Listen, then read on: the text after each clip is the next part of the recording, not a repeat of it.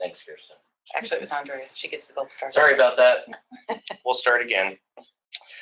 We do have a few items to cover, so everyone in the room will hear this again. We are recording the session. My apologies, we have a dual mute situation in this room, and so we don't always get everything unmuted. We are recording the session, so please don't include any confidential patient health information during the session. You can mute and unmute your camera as well as your audio. If you need to join by phone, if that's not working for you, then click down at the bottom of your screen on the left, and you can quit audio and then rejoin by phone. And it'll give you information on how to do that. We do offer CME CEU certificates, so we do need you to say who you are and where you're from. In a moment, we'll have a moment for that, and you can always chat that in the chat box. Our disclosure and accreditation statements are on screen right now.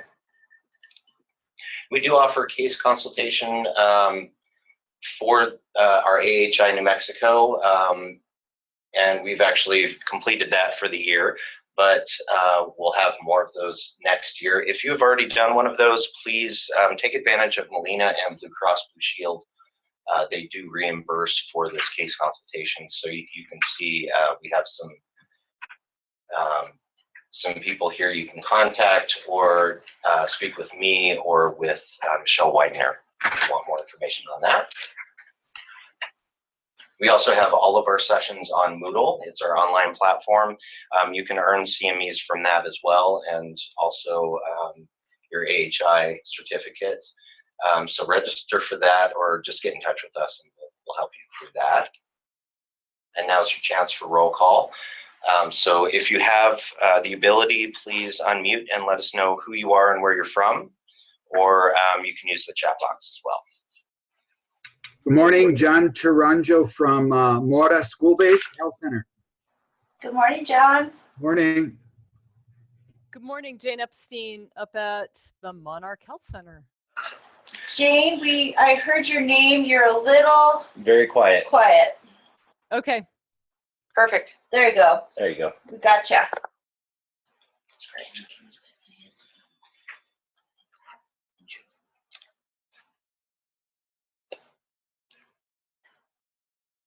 Great, Kate. And we have Kathleen Powers. Hi, Kate. Nice to see you this morning. So as everyone's zooming in and letting us know who's here, welcome everyone to our last installment of the fall semester for the Envision New Mexico Adolescent Health Initiative. We've had a great semester, and I've really appreciated everyone in terms of the amount of conversation we have and the topics we've covered, and we're really excited for this morning's presentation to kind of cap off the end of the semester and will actually lead us into our spring semester, which is going to be a focus more on behavioral health for adolescents. So I am very happy to introduce Dr. Jamal Martin, who is a professor at UNM in Family and Community Medicine and in African Americana Studies, and is the director of the Peace and Social Justice Program. So before we get started and hand it over to Dr. Martin, we'll just go around the room here and introduce everyone in Envision Studios. Again, my name is Jeannie Dalen, clinical psychologist in pediatrics at UNM. Kirsten Bennett at Envision New Mexico, pediatric dietitian. Adrienne McConnell, Quality Improvement Specialist here at Envision. Andrea Anderson, Quality Improvement Specialist at Envision. Off camera, Elena Scher, Senior Statistician at Envision New Mexico. And our wonderful Kevin Whirling, who is always helping us with our technology pieces. So as we get started today, we're going to hand it over to Dr. Martin, who's going to talk about adolescence and population health in the 21st century. And if we could, everyone, we're going to keep questions to the last. He's going to highlight a slide presentation that he has brought for today, and then we're going to have plenty of time for discussion at the end. And we think this is going to be a really rich topic that we look forward to having some rich conversation about. So with that, I'll hand it over to Dr. Martin. Thank you very much. Good morning, everyone. Well, as the first slide reads, this is about adolescence and population health in the 21st century.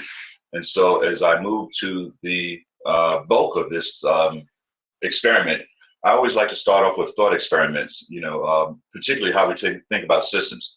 So what you see on the slide, I have 4 questions: a hypothetical question, a devil's advocate question, an interpretive question, and an ideal question. And so let's go over those for just a moment. Suppose there was a synthesis between primary care renewal and public health practice. What would adolescent health practice look like? The devil's advocate question. Some people would say that the social determinants of health has no relevance in primary care practice. What would you say to them? The third question. Would you say that health equity as a systems framework offers a more meaningful relationship for understanding and providing health care to young adults or adolescents? And the last question, the ideal question. Would you say that the ideal social setting for interventions in adolescent health would use coalitions and communities of practice that address protective factors through clinical and community prevention services supported by the social determinants of health or health and all policy approaches? So with these thought experiments in mind, I'd like you to sort of think about what your possible questions might be or what your responses would be as we go through the slides and get into our detailed discussion about these matters. So the learning objectives. Basically, I hope that you will, as a learner and a lifelong learner, that you will examine the social determinants of health as outlined in Bright Futures. Learners will analyze the content of systems theory related to social determinants of health in primary care reform practice. Third, learners will apply the context of health equity in primary care reform practice. And last but not least, learners will evaluate the value of health and all policy approaches in transforming the social culture of population health related to the life trajectory of adolescence. Now, when I talk about population health, I'm really talking about the synthesis of public health and primary care. And so I think that's an essential thing for people to understand as we evolve with our understanding and our knowledge and growth about comprehensive and total care as it relates to human security throughout the life trajectory. So the social determinants of health as defined by Healthy People in 2020. It's a bit wordy, but basically when we think about social determinants of health, the important take-home message is that where you live, work, play, and go to school has an impact on your health and well-being. So when we think about homes and schools and workplaces, neighborhoods and communities, yes, it's important for individual and personal responsibility in health, but it's also a major factor in this is systems and where you live and what type of systems are in place. So our health is determined by the social and economic opportunities, the resources and supports available in our homes and neighborhoods and communities, the quality of our schooling, the safety of our workplaces, the cleanliness of our water, food, and air, and the nature of our social interactions and relationships. And these are the conditions which explain why Americans are healthier than some, why some Americans are healthier than others, and some are generally not as healthy as they could be. In fact, if we held the Health Olympics, when we look at the social determinants of health and other issues, we'll see that out of 29 industrialized nations, the United States is tied for 29th or 30th place on the list. Costa Rica and Malta have higher qualities than we do. Structural violence. This is something that I'm very passionate about, because we are talking about systems. And so when I talk about structural violence, I'm talking about the social structures, the economic, political, the legal, religious, and cultural issues that stop individuals and groups and societies from reaching their full potential. The violence part, it describes violence. It's an avoidable impairment of fundamental human needs or the impairment of human life, which lowers the actual degree to which someone is able to meet their needs below that which would otherwise be possible. And again, most importantly, it's embedded. Structural violence is embedded in our long-standing, ubiquitous social structures, normalized by stable institutions and regular experience. And so in ordinary in our ways of understanding the world, it appears almost invisible to many people. And we know that from research and data from Canada and other places around the world, that 40 to 60% of the reasons why people become ill is related to the social, economic, cultural environment. 25% is maybe genetics, 25% is access to healthcare, and a smaller portion is related to behavior, but it is that social milieu. So when we talk about structural violence, we have to link this very closely with social injustice and the social machinery of oppression. And as a public health scientist practitioner, the basis of public health, in that sense of population health, is social justice. So this is a really good graph that I found some time ago, a few years ago, and I always like to include this in my slides. Our environments cultivate our communities, and our communities nurture our health. So if you look at the tree, the barren tree to the left, you'll see that the roots of this tree are fed by adverse living conditions, poor quality schools, occupational health issues, institutionalized racism, discrimination, unemployment, marketing of tobacco and alcohol, environmental toxins, poverty, adverse living conditions. And the tree that feeds on these particular roots usually leads to a trunk of a tree that has fragmented systems, disinvested communities, and structures that create more chronic stress, which we know that when we have abnormal amounts of chronic stress, we have abnormal amounts of cortisol and epinephrine that's produced in the body. And, we're seeing that these are the reasons why we see greater cases of heart disease, obesity, depression, malnutrition, and mortality, immunocompromised, suppression, substance abuse, violence, and smoking. So the take-home message here is that when equities are high and community assets are low, health outcomes are at their worst. Now, if we move to the right, and we'll see that if we have a system, a social system that has quality schools, access to healthy foods, access to healthcare, transportation resources, jobs, quality housing, clean environments, health insurance, adequate incomes, access to recreational facilities, quality schools, you see that the trunk of that tree has a much richer milieu from which people can thrive, where human security is improved in. And as a result of that, you'll see that there are less cases of obesity, depression, infant mortality, HIV, AIDS, heart disease, so forth and so on. Again, when inequities are low and community assets are high, health becomes at their worst. Now, why is this slide also important? We also know that in our present healthcare system, I always like to think that we suffer from prevention deficit disorder. And when we think about prevention deficit disorder, we realize that the top 10 killers are 100% preventable, but rarely do we spend any money on that. Our healthcare budget of $2 trillion plus a year is really spent on the effects and not the causes. So I'm always trying to point out to people the root causes of these things in terms of prevention and protection. So the strategic consequence of issue framing for social justice and health equity. This is another pet peeve of mine, as we talk about disparities and inequalities in public policy. I really dislike using the term disparities. It is a descriptive term, and basically it just talks about the differentials between population groups and health status, access to care. We've been collecting information on disparities for hundreds of years. We know what those differentials are, but problematically, it offers no moral or ethical connotation of right and wrong. But if we use the term inequities, this is a normative term that says this is a critique of those differences about what's unfair, what's unjust, or what's morally wrong.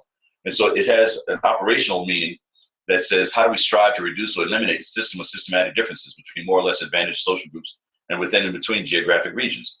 So the choice of terms is a matter of political strategy as well as meaning. And there are different perspectives held by scientists and political activists and advocates in terms of these use. But how people define these terms, use these terms, and the language that are used also informs their tactics and their strategies. And again, if we're talking about human security and health security and giving every American opportunities for lifelong health or perceiving life, liberty, and pursuit of happiness, then I think we really have to start thinking and talking about inequities in a much more responsible way. So the dimensions of inequality. Here in this slide, you see, equality, equity, and reality. And you see that equality means sameness. Okay, in that first little panel, you have three different individuals of different heights and stature, but they all have the same size stool to stand on to look over the fence to see the ball game. When we talk about equity, you see that, okay, perhaps the person who's tallest really doesn't need that box, but the people who are shorter in stature need additional aids, and that's fairness, that's equity. But the reality is, those who have the most always get more, and therefore, some people get less. So we ask the questions, why inequality? Equality of what? Inequality between whom? And so as we talk about systems and think about systems of play, we have to think about processes, outcomes, and opportunities as we think about the ultimate impact and outcomes of equality between whom. So, Bright Futures deals with prevention and health promotion for infants, children, adolescents, and their families. And again, this relates to that life trajectory that I referred to before. Now, this is the third edition. One of my colleagues, Dr. Carla Bullock, mentioned to me that the fourth edition is out. And this fourth edition does mention social determinants of health. So that's why I included this in here to really sort of talk about this issue. And so this presentation offers all of us an overview of the role of systems thinking within population health and its function in providing quality healthcare services to children in New Mexico and beyond. Trauma and social location. As we talk about ACE, adverse childhood experiences, many times when we talk about violence, we usually refer to this ACE with personal violence and domestic violence. And I'd like to see us take this to this whole notion or step it up where we talk about systems and structures that are in place or not in place. So we talk about the conception, from life to death, that trajectory, and what those issues are.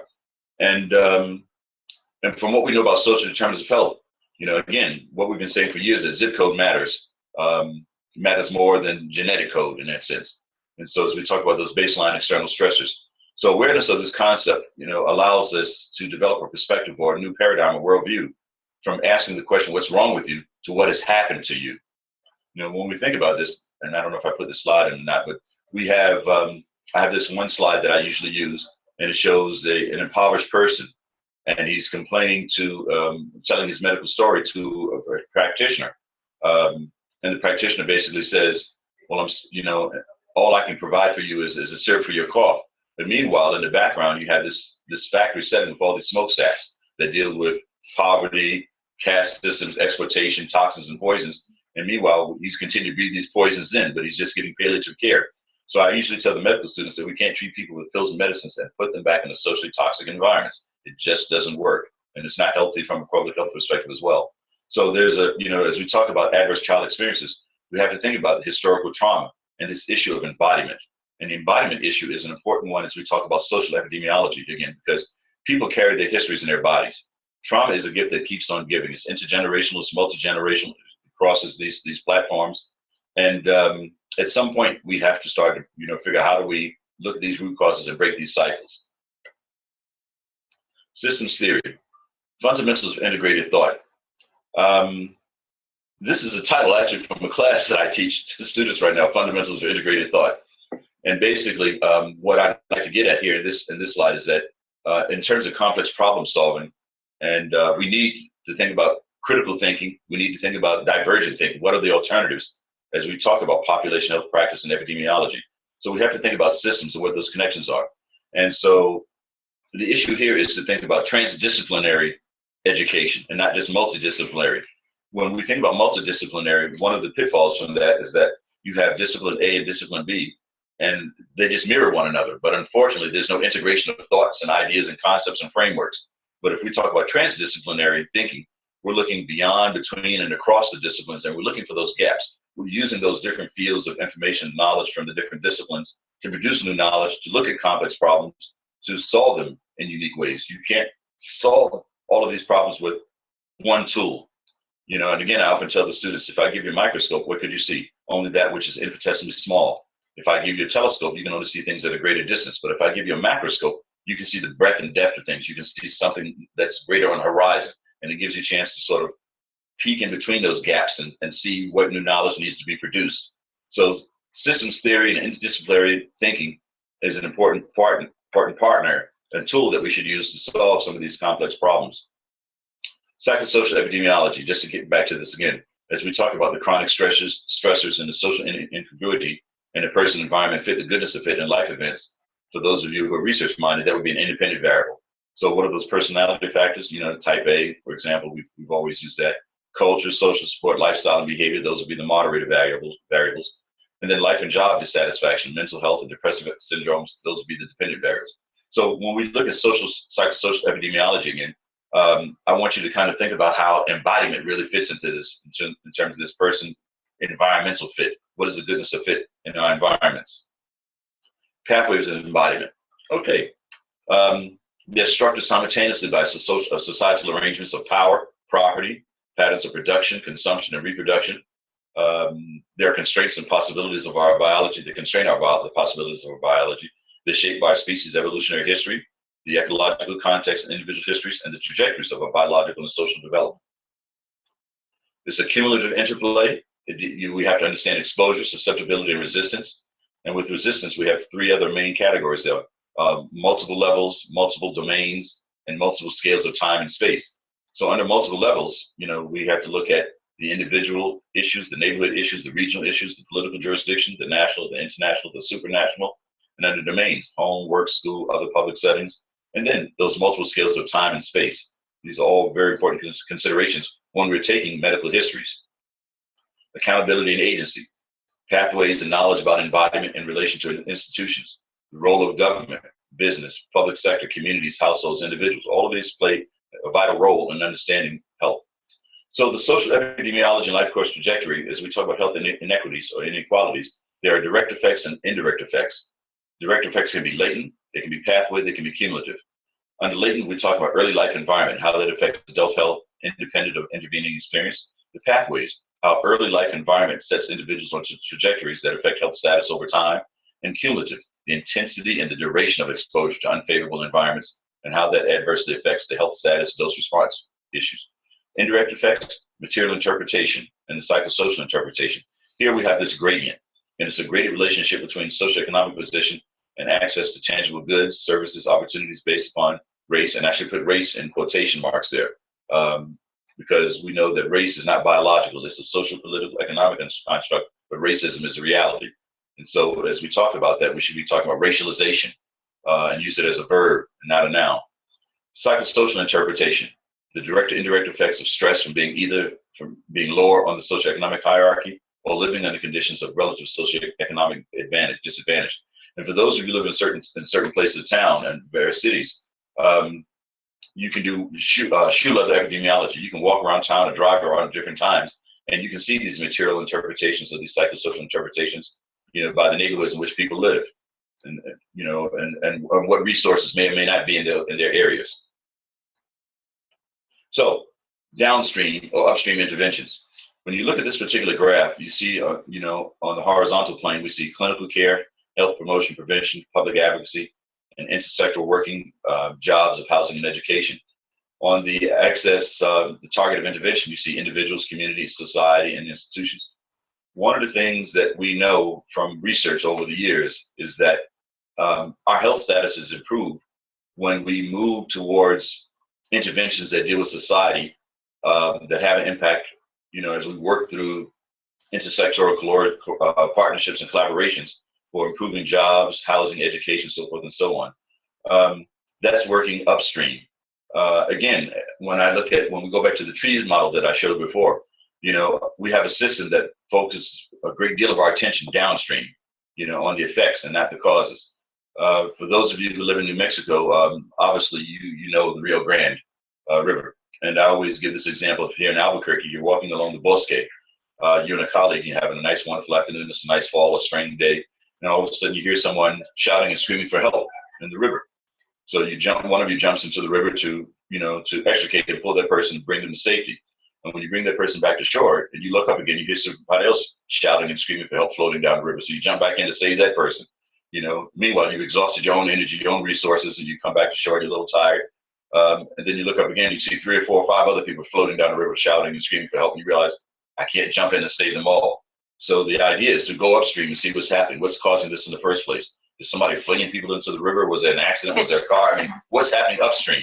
And so we have to start thinking about policies that exist or policies that don't exist as we talk about the social determinants of health. And that does mean, how do we improve the conditions in which we live, work, play, and go to school? So this ties into another important issue for me in terms of how we look at health and education in that sense. For me, I'm a firm believer in the Universal Declaration of Human Rights. And so I adhere to Article 25 and 26 that with both state health is a human right and education is a human right. So what are the conditions and resources, to have health, peace? And let me define peace for you also too, since we brought this in. Peace is a difficult word to describe, but we know it by its absence. And so therefore, everything else must be violent in that sense. So we need peace, we need shelter, human beings need education, we need food, incomes, a stable ecosystem, sustainable resources, social justice, equity. And how do we use our work in terms of health promotion and protection and improve that work to become more effective advocates? And how do we enable our colleagues and others and communities, to do more than just thrive and survive? And how do we mediate conditions as we talk about the social determinants of health? So I think these are human rights-based approaches that as we approach government, what are they supposed to fulfill? What are their duties? What are their responsibilities? And the U.S. Constitution actually talks about this also too, folks. So the summary of health and all policies. This is something I learned while working with UNICEF and WHO many years ago in the 80s. We called it health for all then. But again, what are the roles and responsibilities, of government and businesses? Well, government bears the whole ultimate responsibility for the health of their citizens as taxpayers. Health authorities at all levels are key actors in actively seeking opportunities for collaboration with and influence with other sectors, intergovernmental organizations and structures, multilateral, bilateral, regional, and how they provide significant support to multi-sectoral action, and the concepts and principles of health and all policies. It relates to the health rights and obligations, It strengthens accountability. It contributes to sustainable development while acting on the consequences of public policies on health systems, as well as determinants of health and well-being. So as we talk about transportation, medicine is more than pills and examinations. Again, it's about clean water, clean air, clean foods, affordable housing, living wages. All of those are part of the health picture. So improving the quality of cost effectiveness of care by applying population health. For individuals who are in the front lines of providing, primary care, secondary care, tertiary care, and this is something I tell the medical students, we're not asking you to change your practices per se, but to become more effective advocates and to be involved in collaborations. So think about population-based information. What is the data that we need to collect about the prevalence of health problems and health risks for particular populations? What are the underlying causes of health problems? What are the risks, benefits, and costs of approaches to diagnosis and treatment? What are the health resources available in that geographic region? Population-based strategies, community-wide screening, outreach, and case finding, population-based analytical tools, practice-based risk assessment, cost-effective analysis, measurements, and evaluation of performance. Using clinical practice to identify and address community health problems. Again, collaboration, community-wide frameworks, collecting health-related information, population-based strategies, facilitating the delivery of clinical and community prevention services in mainstream medical practice, and community programs that address health risk in the social and physical environment. As we think about change and changing institutional change or bringing about institutional change, if you look at this diagram, you see that we have social change. No, if we don't have social change and we don't have institutional behavior change, we maintain the status quo. If we have no social change and with some limited institutional improvement with institutional behavior change, there's a small impact there. If there's a movement towards social change and there's no movement towards institutional behavior change, we see some increased potential for institutional change. But the best possible solution is to have a yay vote on social change and a yay vote for institutional behavior change, and then we have self-sustained institutional improvement. And so we're just about coming to the end of this. So we have this slide regarding the art of change and the act of social justice. And you see it's about the perception of malfunction of injustice in the system, the identification of others as we move clockwise, identification of others wanting to fix the system, the decision to organize as a group to correct the system, the formation and education of the core group, the diagnosis, the fact-finding, analysis, and classification, definition of a problem, which is often difficult to do sometimes, foundation of a solution, action planning, action, evolution, evaluation of health results, action results, and the institutionalization of change. So all of this, I think, fits into a larger picture about how we improve the life trajectory of human beings from birth to death, particularly during the critical periods of adolescence, and even more so than early childhood development. And so I believe that's it for my slides. So I would like to begin the Q&A period right now, but I'd like to begin by asking you folks a question as we get involved in this discussion. So my first question to you folks is that based upon the stuff I probably breezed through maybe too quickly, what new knowledge came to you today? What did you learn that you didn't know before? So I'm looking for cognition right now. I'm looking for content. I'm looking for new knowledge as we discuss this as a group. So Kevin's letting you guys know as well, you can unmute and talk through the microphone or use the chat box as well. And it takes people 30 to 60 seconds to unmute and get back to. I'm just. I know what I want. Try to give our non-studio audience a chance first. Exactly. I don't jump in. Well, I just want to hear everybody's feedback right now. Oh, no, this is great.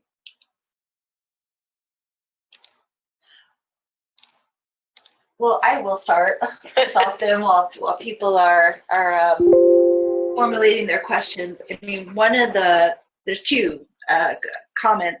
One of the things that I really appreciated that I had not given a lot of thought of before is the terminology we use between disparities and inequality. And so for those of us who are interested in social determinants of health and we kind of talk the lingo and try to do community-based, it truly is a language that is devoid of any kind of moral compass of what we actually do with those disparities. And so I really appreciated hearing that piece.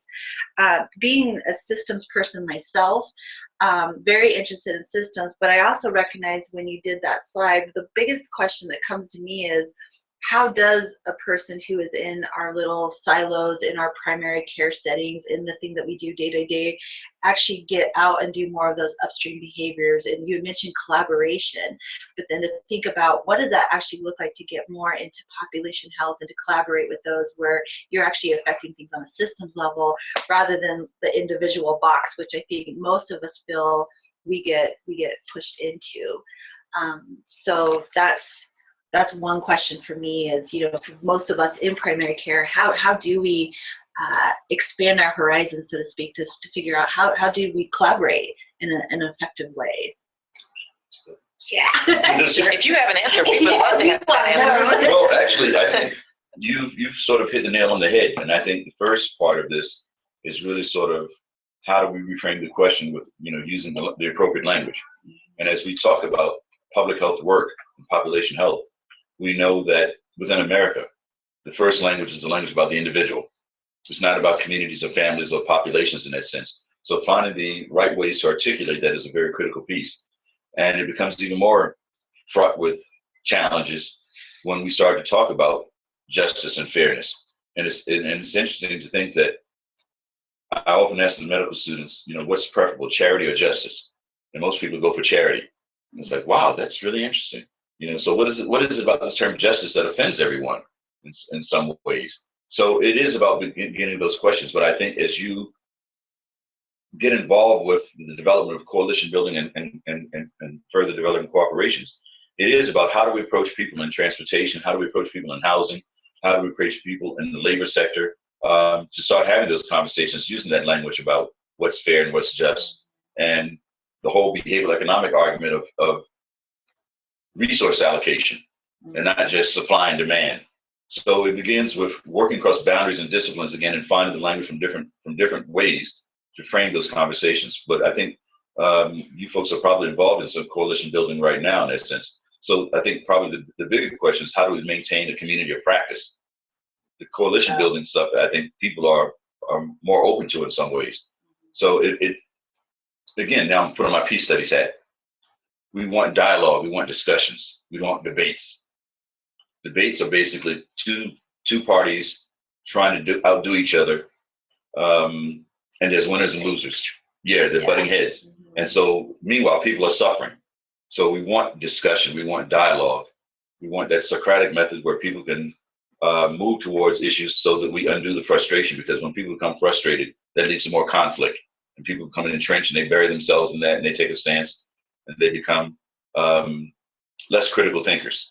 And they walk away, or they refuse to think about what possible alternatives that might exist.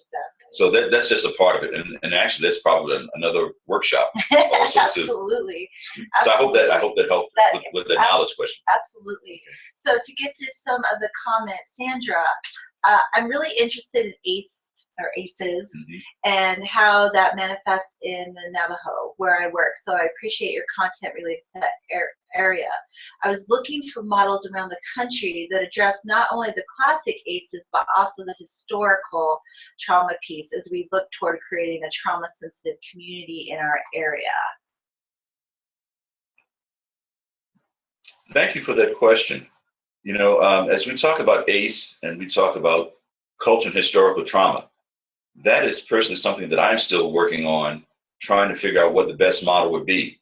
A few years ago, we had a Senate bill here in New Mexico, which basically brought a task force together. And in that task force, we made sure that we included social and cultural historical trauma in that model. And at UNM, at Health Sciences Center, we did do some of that. But I felt badly for the other units around the state, universities and systems, who are teaching health professions education. Because some of them said they could probably do the cultural sensitivity. We changed from competence to sensitivity to humility because you can't learn competence in a whole year. It's a lifelong learning process. But other people around the state did not have the expertise to sort of work in culture and historical trauma. So that's something that we really still need to build and engage in. And I think that's a larger piece because people carry the histories in their bodies. And as we talk about First Nations, we know that there's a historical trauma, the loss of land, the loss of culture, the loss of language in some cases. the boarding school incidents, the trauma from that, and and the perpetuation of so much of that still on so many different levels. So we need to again find the other language that's necessary to build those pieces.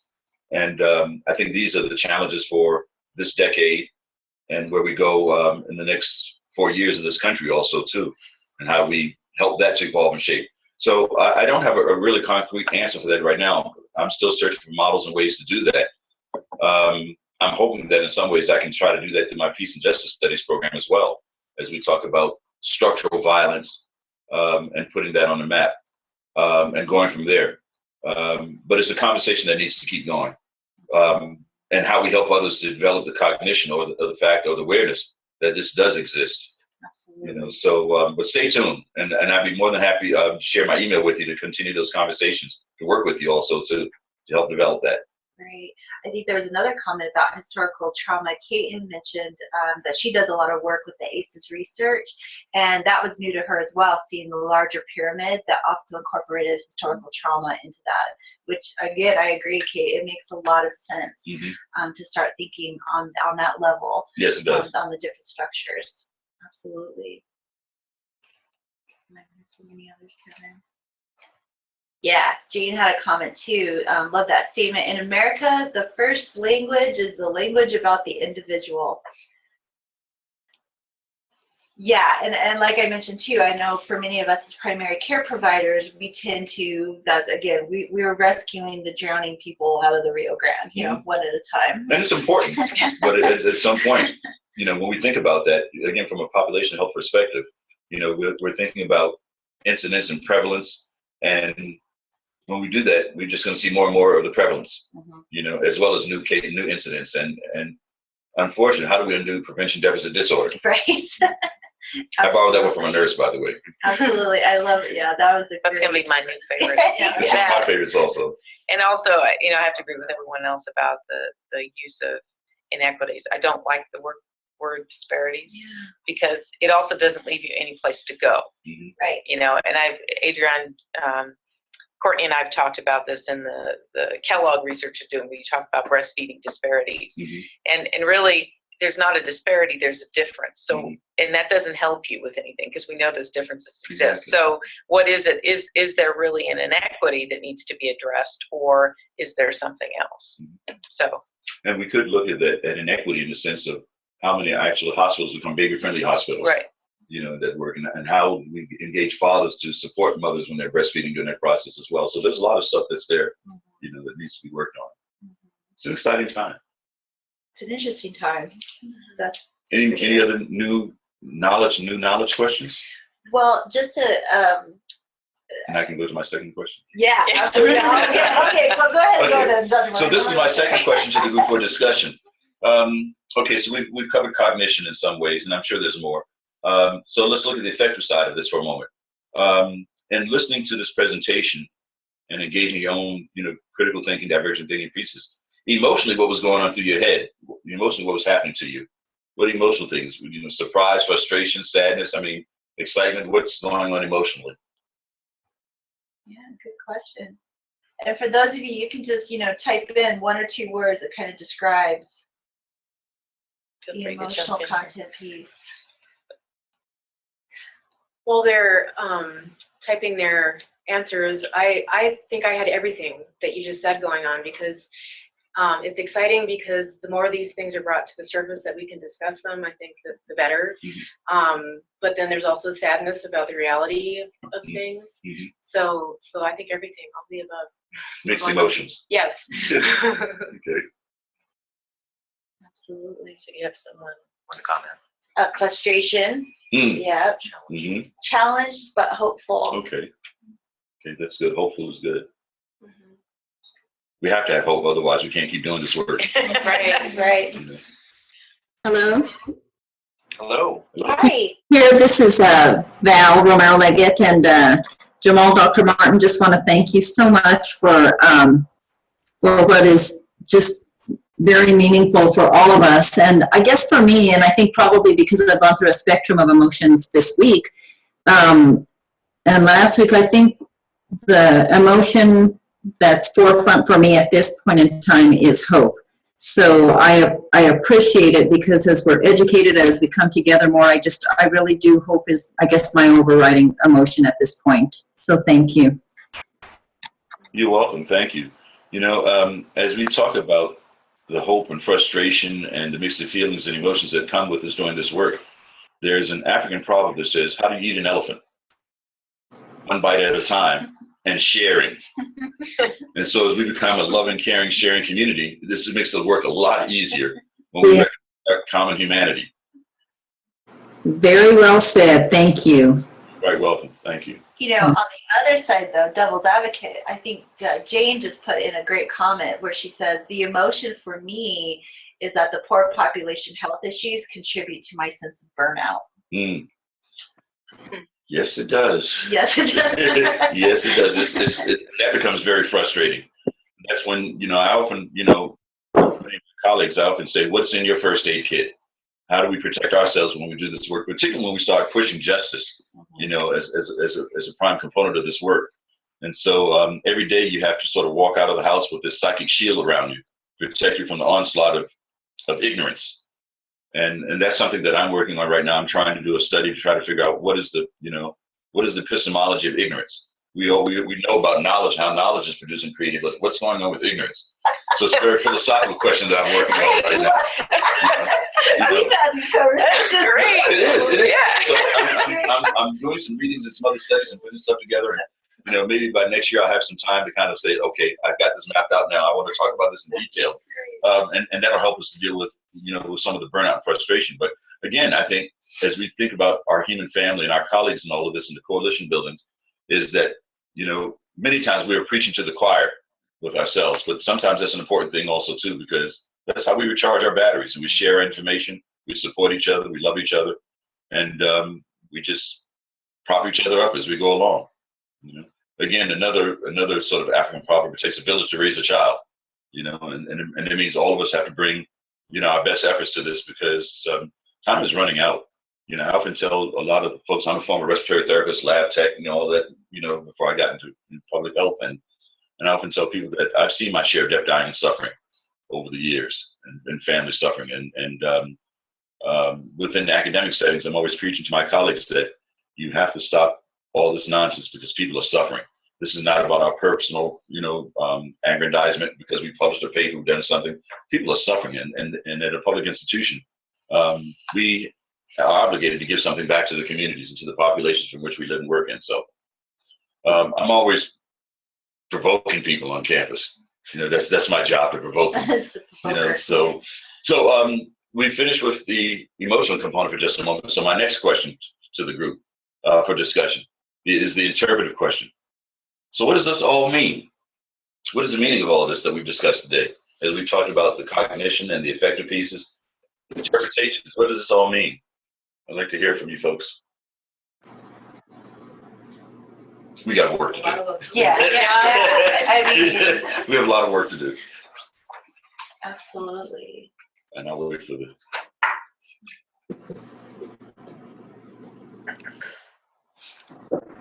I'll tell you what it does mean, as people are formulating perhaps on chat, is it really makes me recognize that, for example, I'm a clinical psychologist, but a researcher at heart, and even right now working on a social disparities project per se, but recognizing that as much as we're doing small multidisciplinary, we're really not doing that transdisciplinary thinking that you're talking about, that evolution of thought, and even still staying kind of pretty siloed in the people and the collaboration we have on certain projects. And so for me, it really is truly thinking, if you're going to do a systems level, then you have to have those levels involved in your project, and feedback and comments and thought to make it, to actually have the project have the effect that you want it to have. So really thinking through how to expand. Well, I'm glad you said that, because, you know, again, as I get back to the teaching and research portion of my work as well, I often tell the students, I tell them about metacognition, and I ask them the definitions of this. I said, if you don't learn anything else this semester, at least learn what this word is and how you apply it. And so for the way we define metacognition is thinking about thinking while thinking to improve your thinking. That's a lot of thinking. It is. It is. you know, because most people are reacting for the most part, Right. you know, due to some type of emotional stimulus and response.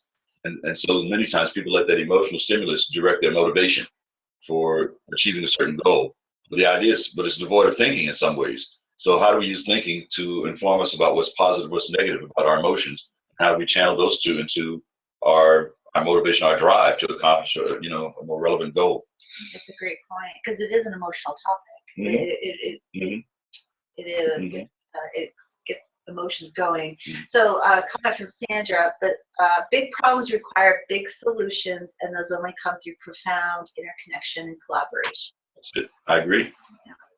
I agree. But sometimes that's a harder, frustrating piece also too, because people come in from different dimensions and different places. So how do we get everybody into the same page together? And I think that's why in some ways I've become a fan of team-based learning as opposed to problem-based learning, you know, to get everybody to bring their requisite skills together and say, okay, these are your strengths, these are your strengths, and figuring out how we can best utilize that talent and that energy to solve complex problems, because many people don't want to solve complex problems because of the nature, because they're so sticky and so weird. But I always remind them that we can't solve it with one discipline alone. We can't solve this with economics alone. We can't solve it with psychology alone. We can't solve it with social sciences alone. We need to look at those gaps, the intersectionality of those different disciplines, and see what new knowledge we can produce from doing that, and how do we encourage others to embrace that as well. So it does become it becomes another element of education as well. So I think the parsimony too between all disciplines, because one thing that comes up is when you start to do multidisciplinary, everyone wants to stack their stuff to where you have so much stuff that it can't even really help. And so it's like, how do you distill what's the core importance of each discipline to make a new product? and that's why when I say you have multidisciplinary, you have the stack, but there's no Right. integration. But there's no integration Of thoughts and frameworks and Absolutely. ideas and concepts. But if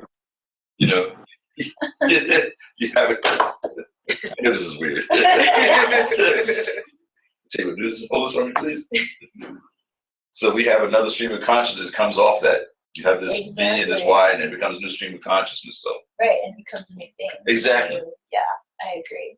So interpretation. So my last question to the group, and I'll entertain more of your relevant questions as well. But my last question for processing this is: so what are our next steps?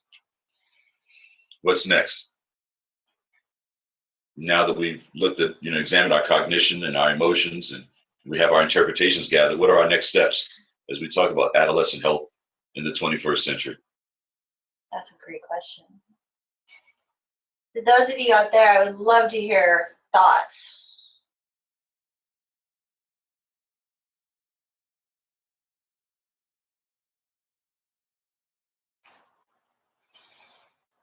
Thoughts on, what comes next? How do we take what we learn and kind of, put small pieces At the person level or at the community level. I mean, it starts with us first. I mean, to borrow from pop culture for just a moment, Michael Jackson once said, start looking at the man in the mirror. Mm-hmm. So we look at ourselves and we reflect and think and figure out, how can I be better? How can I do this differently?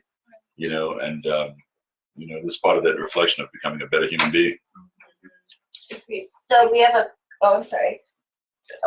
Adriana, I think initially we should all check our own privileges, the man in the mirror.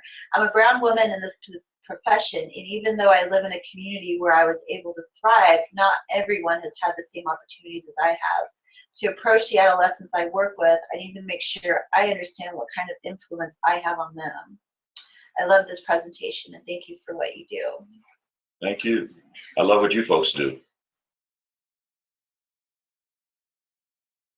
Yeah, I think, just even the silence, to this question just shows, I think a lot of us are at a point where it's like we get stuck. Like, okay, we recognize it, we understand the issue, there's maybe some excitement and some hope, but then when it comes down to what do we do next, everyone's kind of like we're not exactly sure what would be a tangible step. If you think about that, I mean, you think about that pregnant pause, as you put it, that's a great opportunity to kind of, for reflection also too, to think about what divergent thing will be, what are the creative alternatives and how exist. And then it's probably time to start mapping them out. What are those boundaries? And I think mapping is a good term for that also too, in terms of drawing it out. And once we start to put pen to paper, it becomes a very creative notion as we start to expand that notion, and then continuing having discussions, with other partners in the collaborative in that sense as we move forward.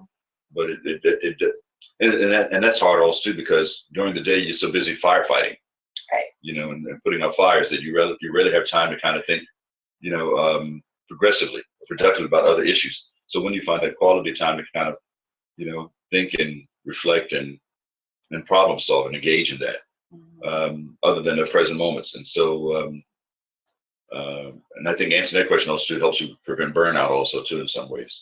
So I think at various parts of the day, we all have to kind of step aside for a moment and say, you know what, this is 4 o'clock. I'm gonna have a cup of tea. I need to kind of reflect and think and do X, Y, and Z. I mean, everybody's got to find their own pathway in that sense, but as a group, it's important to continue the dialogues and the partnership building. Absolutely.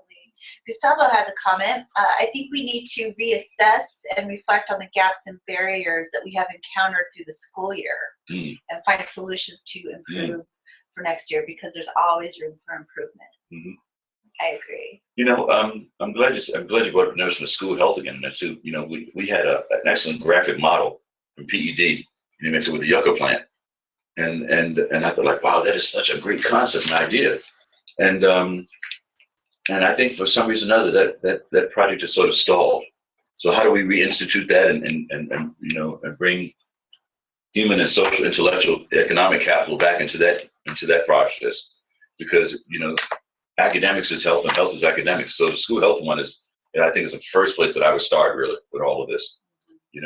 How do we get engaged back in that process and work with universities and other structures to have people, high school teachers who have some knowledge about school health, and how that matters, and how school health and health literacy can be incorporated into the curriculums. Health literacy is a concept, but it's been co-opted in some ways for people to think that this is just about reading prescriptions and labels. But the National Association of Teachers in Schools basically work with so many other groups. And for K through 12, a health literate student is a student who is a problem solver, a critical thinker, an effective communicator, like I said, an engaged citizen. And so, like, wow, that's a powerful piece right there. And as we move forward with this, because they're all essential voters after that. Absolutely. Not to mention all the issues for personal responsible care. So I think my time is limited, folks. Yeah. So there's a lot of thank yous. This has been a wealth of help. Connecting more, listening more is a great one. Yeah, can you go up just a little bit more, Kevin? I think I missed that one. Okay, so Sandra, again, I think it starts with self-reflection, community assessment, recommitting to creating positive change, all while recognizing that at the core of these sophisticated ideas and progressive efforts is love. Yeah. So we love more. Yeah. It's a great statement, great comment. Yeah, it is. Support our coworkers in reflecting on our work. If we're going to achieve self-awareness and acknowledge our privilege, it won't happen in a vacuum. Absolutely, Jane. Thank you for that comment as well. One thing too, just recognizing that we are short on time, is I just want to bring us back to something that was said last week during our case consultation. Was we had talked about this family where the adolescent wanted to make some dietary changes, and he wanted to get his whole family involved. And Dr. Rifkin had actually shared a personal note that he was in that same place as a child, and really, even though we tend to think like the adults are in charge, himself was actually able to model behavior that actually changed the whole family.